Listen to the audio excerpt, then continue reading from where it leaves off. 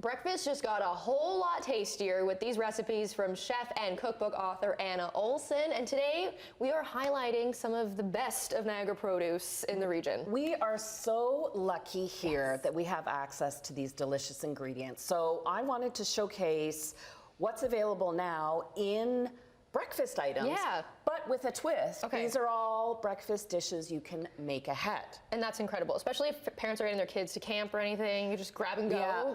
Or you've got a busy schedule, or when you have time, it's the evening and it's cool. Then you make ahead so you're set for the next day. Okay. So Simone, what we're gonna make together is this Niagara fruit snack cake. Okay. So yes, it's good for breakfast, but it's also good any time of the day. double. I'm gonna have you make the whole batter. Okay, perfect. I can do that. I've already got the sugar in the bowl, and you're going to add all what we call the liquids. So we've got our melted butter, some vegetable oil, 2 eggs, a little vanilla, and some lemon zest, and you're going to whisk that together. Does the order matter? No, it doesn't. Just so long as it all goes in the bowl. And part of thinking for a make-ahead breakfast is let's keep it simple. Let's keep the dishes to a minimum.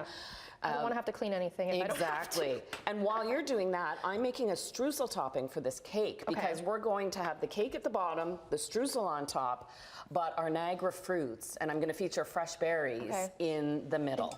I love that. And so what you want to pay attention to, if you get a chance to come down to the Niagara region, stop at some of the farm gate stands or our amazing markets, because what they have on display is what they picked within a day. And there's so many of them.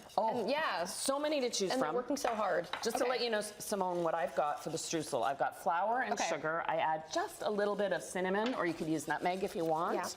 And then, this is not cheese. This is a trick, this is a hack. You grate your cold butter. So then when you're working it into your streusel topping, it takes about a fraction of the time.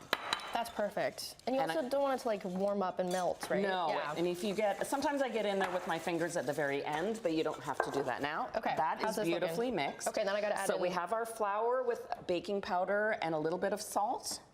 And that can go in at once. It's already been sifted. Perfect. So if you're doing this at home, what you can do is just measure and sift right over the bowl. So again, you're not making more dishes. Less to do. Okay, lovely. And then you just mix that until you no longer see any lumps or bits of flour visible. Perfect. And I'm working in my crumble right now. This comes together so easy. And you can see like the flecks of the lemon zest too. Yes. So beautiful. And this makes a 9 by 13 pan. And so what we'll do, if you want to grab this spatula. I'll take that one. We'll scrape that into the bowl. Now, what's surprising about this is it looks like a small amount of batter. It doesn't look like for the large pan. It doubles in size when it bakes. Oh, and is that like just from the leavening agents? Yes. Already? And the eggs. And now what we want to do is take 3 cups of fruit. So you can make this recipe throughout the summer. Just make sure you're using whatever is in season. And right now, raspberries are in abundance. There's so many blueberries. of them. Now you know it's July when you see the blueberries. Yes. And so we've got a combination of blueberry and raspberry. And if I can just a shout out to one of my favorite farm gate stands on Foss Road. It's called Brian Farms. And did you know raspberries come in different varieties? I did not know that. You go to the grocery store and you can buy 8 different varieties of apples, and then you have raspberries. Just the carton. These are, you can tell by their 2 different sizes. These are called Tulamine. And they're really juicy, they're beautiful. I think they're perfect for sprinkling on top of your granola parfait or your matcha chia pudding. These are called Novas.